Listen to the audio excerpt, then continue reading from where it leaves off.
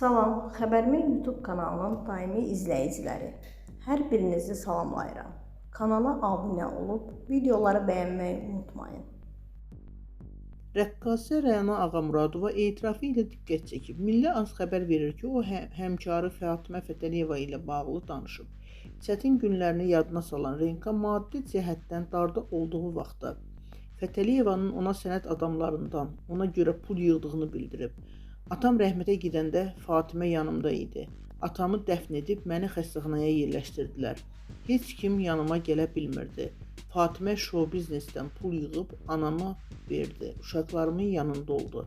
Ona görə də nə olsa onun yanındayam.